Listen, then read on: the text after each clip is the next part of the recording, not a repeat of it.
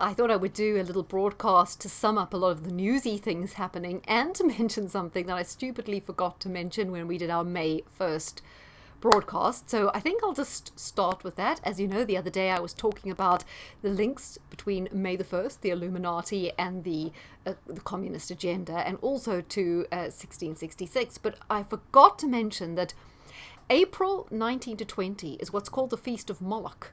Now, Moloch was also known as the owl. It was the kind of symbol that was worshipped by the practitioners of the dark arts in Babylon. Moloch is also the thing that they worship at the Bohemian Grove, where they do all that kind of crazy stuff. So April 1920 is the day of the Feast of Moloch, the owl-headed Canaanite god that demands the sacrifice of living infants. So see, it plays into the whole Illuminati child sacrifice pedophilia agenda. It's the god worshipped at Bohemian Grove, and there are a couple of key events that have happened on this date. For example, the US Revolutionary War began there, Hitler was born, Ratzinger was made Pope. It was the Waco, the fire at Waco, when there was that kind of massacre there, totally unnecessary. The Oklahoma bombing. Remember the school building, or was it the school deposit, something, was bombed in Oklahoma. Columbine killings, all these things maybe were not what they seemed. It was also the day that the Boston bombers were arrested. Remember, there was one of the young guys was hiding in a boat in a home somewhere in Boston. That also happened on the 19th of April. But what's important is the Feast of Moloch ends on the 1st of May. So it's a 2-week festival ending on the 1st of May. So it culminates in that important date. Now, I'm also going to be talking to you about a few things that I've got on my getter wall that are quite interesting, but I just wanted to recap French election. Like I did say to you that I'm beginning to feel that these selections, what they really are pointless. So while, I do think there's some validity, though, if we go back to my reading, because I said it's going to be a very important time in France's history with this Jupiter-Neptune conjunction at an important part of the chart. So although Marine Le Pen didn't win, it does still indicate what I said, a shift to socialism, a shift to the left, a shift to kind of what I would see as a more communitarian, controlling society. And as soon as he won the election, he said, okay, we're going for, I think it was the 4th jab, and they're going to do digital ID. So he's moving into that whole paradigm. So yeah, Jupiter Neptune is linked to France, and I think maybe France are going to be leading the way in this whole thing. Maybe that's what it means. But in terms of the problems I saw in Macron's chart, well, look, he only just scraped through, didn't he? And you can imagine all the media, all the brainwashing, all the people in the cities who work for government, who work, they're all going to vote for him. I mean, that's a dead cert, right? And, obviously total suppression of communication from the other side, total slandering. He won. He just scraped through, though. And when they have their parliamentary, elections in France, it's highly unlikely that his party, En Marche, is going to do very well. So maybe that's where the reading comes in, is that, although he won, he's not going to have much control in terms of the parliament, so there'll be limits on what he can do, and maybe this is where this kind of new direction, but maybe it's just not going to be a positive direction anyway for France in terms of following world economic policy. But then, is it going to be great for any of us at the moment? So just wanted to recap. Solomon Islands, I mentioned it. They're 2,000 miles sort of to the northeast of Queensland, Australia. They've done a sort of military deal with China. Of course, America absolutely irate, because, 7,000 miles from America, some islands can't do a deal with China. But of course, it's quite okay for Putin to have American missiles in a NATO country on his doorstep, because people call it hypocrisy, but let's be honest, it's double standard. It's one rule for America and the West, another rule for other countries. So they kind of, rather tense about that. Now, apparently part of the Solomon Islands were a German colony. Part of it was part of the British Empire. And the Germans have now said they support Australia, because Australia were talking tough against China, because they also feel threatened by this situation. So I don't think Germany, I think they've got enough of their own problems with the fact that they might have their gas cut off if they don't pay in rubles. So, yeah. Okay. I also wanted to talk about Twitter and Elon Musk and this whole thing. Yeah, look, I like what he's saying. I appreciate if he's making some good comments on Twitter. I just think this is a rouge. He is just trying to get himself popular with the populist movement or with the right or with the conservatives, and so that he can bring in all the things that he's championing, the Neuralink, he's putting up all these satellites to create Skynet. He's putting in all the AI control mechanisms that are going to be hugely problematic and are going to take us into a future where the AI will govern everything and maybe even he'll lose control. Then Dr. Zelenko tweeted a very interesting Rumble interview with I believe he's had 2 wives, this Musk, a blonde woman who's an actress and some other woman. And they're all talking about how it's only 15 years away until they'll be able to kind of upload our consciousness up to the cloud and then download it into a brand new body, giving people either life extension or eternal life. So, this, I'm afraid, is against everything that is sacred and natural. I don't subscribe to it. I think it's evil, and I think it's all about the elite becoming like Greek gods, descending to an untouchable status. And Elon Musk is very much involved with all the technology. I don't say he's designing it, because it seems to be, from Greg Reese's report on InfoWars and what other people are saying, that he's kind of muscled his way into everything, rather than being the inspired genius behind all this technology. Apparently a lot of the time his code was crap and had to be rewritten, but as I say, he's very good at using the money that he had from his father's wealth, emerald mine in South Africa, various ways. His father created a huge amount of wealth for the family, and I think there was probably some wealth on his mother's side. His mother's father was head of the technocratic party in Canada, and what is Elon Musk the head of? AI, which is a technocracy, isn't it? I'm not saying he's the head of AI, but he's the spearhead. And I think I mentioned to you before, as of a few years ago, Elon Musk had about $6 billion off the US government. That's more than Donald Trump's total wealth. So where's his money coming from? Grants, government handouts. They're DARPA, probably. I think he's a front for DARPA so that they can do their projects, put him as the kind of genius, quirky guy who's going to spearhead it all. But it's not for our benefit. It's for the benefit of the elite. So I don't like a lot of what he's truly about. I think it's rather unfortunate that he's going to gain a lot of popularity by doing something for free speech on Twitter, although remains to be seen. I know he was on Joe Rogan, like smoking and acting like a dude, but yeah, I don't really have much time for Joe Rogan either. I mean, I know Alex is like, oh, Elon, but I think Alex just wants it off his back. At this stage, he just wants someone else to take the mantle, and he's trusting people who I don't think he should trust. So there's also been the fires at these food depots all over America. Haven't seen this in the UK yet, but rather interesting. Someone was saying, there's no way these food depots catch fire and burn to the ground, because first of all, fire departments are nearby. They've got sprinkler systems. They've got early warning smoke detectors.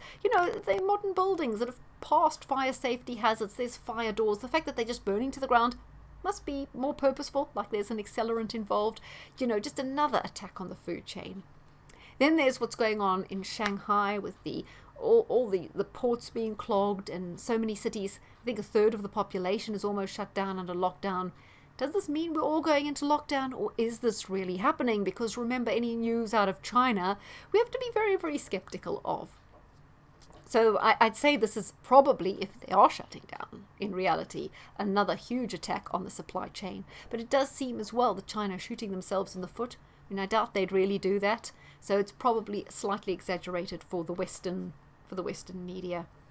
Just wanted to say about universal basic income as well. Max Eigen was saying, yeah, well, the actual concept itself is not so bad, because it would be good to give everyone a basic living, so if everyone gets automatically, without having to apply, say, £1,000, so everyone gets that automatically, and it would mean it takes everyone off the breadline. And I thought, no, it doesn't work like that. People are getting the wrong idea. It sounds nice, free money, but think of it this way. If you gave everyone £1 million, we wouldn't all become millionaires that could live a millionaire lifestyle, because we're not all going to be able to buy a great house or a Ferrari and have a swimming pool, because, these are limited resources. So it would just devalue the million, and the million would just become like maybe, £1,000. And that's why I think of it. I wanted to explain it to you guys this way. Think about, you live in a small town and it's kind of isolated and cut off. And you've got 2 bakeries in the town that are quite popular. and you implement a universal basic income. So everyone in that town is getting a set level of income. So what happens is, say these two bakers, one baker decides, well, I'm getting this £1,000, I don't have to work so hard. So instead of opening every day and getting up at 4 to bake the bread and slave away, I'm just going to work on a Monday, a Wednesday and a Friday. And the other baker thinks the same. He thinks, oh, no. This baking is for the dogs, I'm also only going to work 2 days a week. Or 2 or 3 days a week. So what you have now is far less bread, because the bakers have got money, so they don't need to work. So they've become less productive because they're getting money for nothing. So you've got less bread, but you've got more people in the town that can afford bread, cakes, cookies, etc. So you've got a huge increase in demand, but the supply has gone down because the incentive to work is down. So what's going to happen to the bread and that? Well, they'll either have to ration people, or they'll have to put prices very, very high, so that only the people that earn well over and above the basic income can afford it. Do you see how it just doesn't work giving out free money? Because people withdraw labour, become less productive. To go back to Ukraine, it's kind of a few complicating things.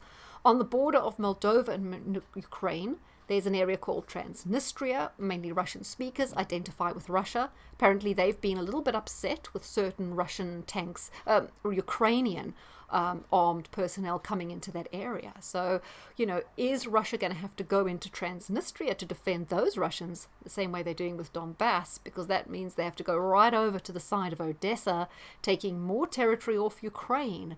Interesting, because it would mean more of a balkanization of Ukraine, especially as there's some disputed territory between Hungary and Ukraine that Hungary might want to reclaim. And Poland has also a dispute over Lvov, a town currently in Ukraine that Poland might want to lay claim to. So are we going to see sort of the breakup of Ukraine as a country? Okay, and again, I think I'll just go to my getter now, because I think something I wanted to say is there. So that was interesting. 5 out of 11 Twitter board members are connected to the World Economic Forum, and they've got the proof there. Doesn't surprise me at all. I won't say about that because YouTube. If you look here at this graph, it says the most vaccinated country, United Arab Emirates. Second, Portugal. I mean, it's nearly 99% in the UAE. Portugal, 95. Then there's Cuba, Chile, Singapore, China. Question mark there. UK, if you guys are interested, is right down here at about 77. We're under France. Germany further down. Iran. But look at Russia. Right down here. What does that tell us about Putin? And I mean, he does jail bankers, doesn't he? He does get rid of NGOs. He does some serious things that actually mean something in terms of tackling the New World Order. So maybe there is reason to believe that he has, a meaningful chance of doing something. Now look at this. This says Chile has approved a law to protect the employment rights of mutants and genetically modified people. Interesting that Chile's passing that law. Are we soon to be having genetically modified and mutant people in employment or in society that we mustn't discriminate against? Interesting that they go to the trouble to pass that law, isn't it? This was from The Guardian. It says, thrown to the wolves. COVID care home ruling is a bitter victory for relatives. So confirming what we were saying all along, that putting people from hospitals into care homes, which was done by Cuomo, it was done in Ontario, it was done in Detroit, Chicago, as well as in England, was a recipe for disaster, caused a lot of deaths, and again, something that a lot of us were saying a long time ago. Here we go. That's what I was saying about Macron. French government has announced the creation of a new digital identity app to access private and public services in line with a broader push for digital identity systems in Europe. And I mean, we know what that's going to lead to, mandatory, medical treatments and stuff like that. Okay, it's pretty obvious. And I do have an article here to finish on. I said transhumanism is happening. That's why they're trying to make Elon Musk so popular, because he's at the forefront of transhumanism. So they have to ingratiate us to that. Greta Thunberg is a Rothschild. Have a look at this. It says, what a coincidence that press promoted Greta Thunberg is a blood relative of the Rothschild clan. And then it goes on to tell you, here we go.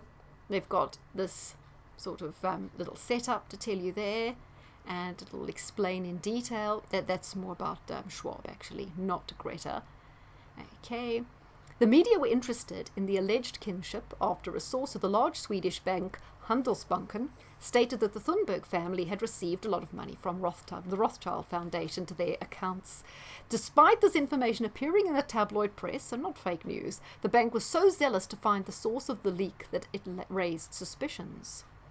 After 2 weeks of research, it turned out that the pubescent activist's great-grandfather Joachim Thunberg was the son of Lionel Rothschild, who was illegitimate but was recognized in 1928. There, all the, the one-eye Illuminati symbolism. Anyhow, the article goes on. It's on my Getter. Just thought that you would be interested to know that, along with a little bit of the other information. And so, that's all about it for now. And I hope you enjoyed those other two I did the other day. Hope to be back with you soon. Take care.